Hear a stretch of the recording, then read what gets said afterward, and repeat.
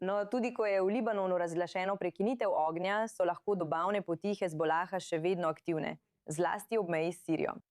Sirijske varnostne sile so nedavno preprečile poskus tihotapljenja raket v Libanon, kar odpira vprašanje o tem, kako si Hezbolah pod tem pritiskom prizadeva za obnovo. Za več vpogleda se nam zdaj pridružuje doktorica Zoja Livornik, raziskovalka in govorka v centru Alma. Zoja, Sirija je dolgo časa predstavljala pot do Hezbolaha pod Bašarjem al-Asadom, vendar naj bi pod novim predsednikom Ahmedom al-Šarajem prišlo do večjega zatiranja teh milic, ki jih podpira Iran. Ali to ne drži v bližini meje z Libanonom? No, obstajajo poskusi, da bi preprečili te tihotapske mreže, vendar pa vidimo, da so še vedno zelo aktivne.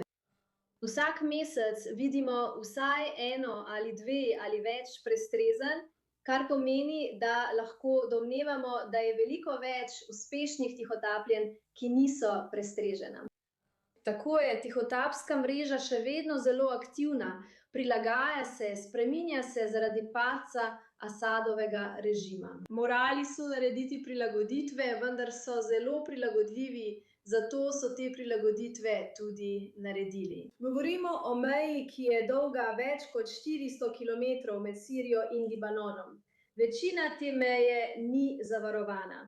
Na tej 400-kilometrski meji je več nezakonitih prehodov, približno vsakih 3 ali 4 kilometre. Tam je nezakonit mejni prehod.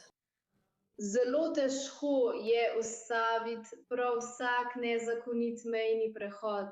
Poskušajo to storiti, vendar za vsakega, ki ga blokirajo, zelo enostavno odprejo novega. Zaradi zahtevnosti terena na tej meji so pogoji za tihotapce zelo ugodni.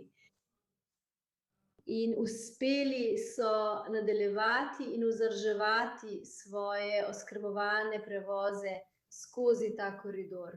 Kljub padcu Asadovega režima, kljub temu, da smo trenutno v konfliktu in je na Hezbolah velik pritisk, to je zelo pomembna prednostna naloga zanje, za Irance in za šiitsko os, da ohranijo ta logistični dobavni koridor.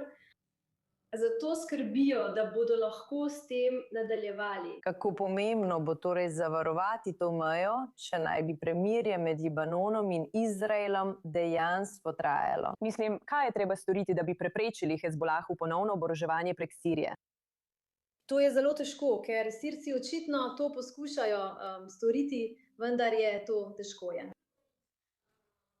Težaven proces in to za državo, ki se sooča s toliko izzivi kot Sirija, ki nima učinkovitih varnostnih operacij in sil, ki bi lahko nadzorovale celotno mejo. Verjetno bo trajalo dolgo, preden bodo lahko naredili ustrezne prilagoditve, da bi zavarovali to mejo, če sploh.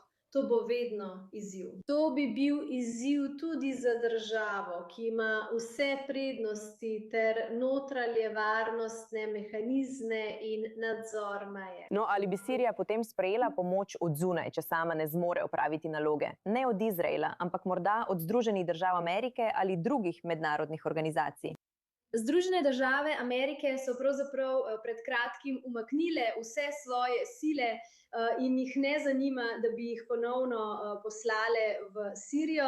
Verjetno bi si želeli, da Turčija ne bi bila del tega procesa, prav tako pa tudi Rusi, saj sta obe državi trenutno prisotni v Siriji. Zato je težko razmišljati, kdo bi dejansko lahko prevzel nadzor nad to mejo. Libanonska vlada, ki je seveda na drugi strani, bi morala biti sposobna nadzorovati mejo tudi na svoji strani. Očitno smo videli in se že prej govorili o težavah, ki jih ima libanonska vlada pri uveljavljanju svoje oblasti, še posebej proti Hezbolahu. Tako imamo torej na obeh straneh strani, ki niso sposobne ali pa niso pripravljene storiti, kar je potrebno za zavarovanje te meje. Tudi če bi bili sposobni, zmožni in zainteresirani, bi to predstavljalo velik izziv. Zato bomo verjetno še naprej videli, da je to problem v bližnji prihodnosti. In še naprej bodo vzdrževali in ohranjali te tihotapske mreže. Prav, doktorica Zoe Livornik, zelo zanimiv vpogled v to, kar še vedno vidimo med Sirijo in Libanonom. Cenimo, da ste se nam danes pridružili na i24 News English. Hvala.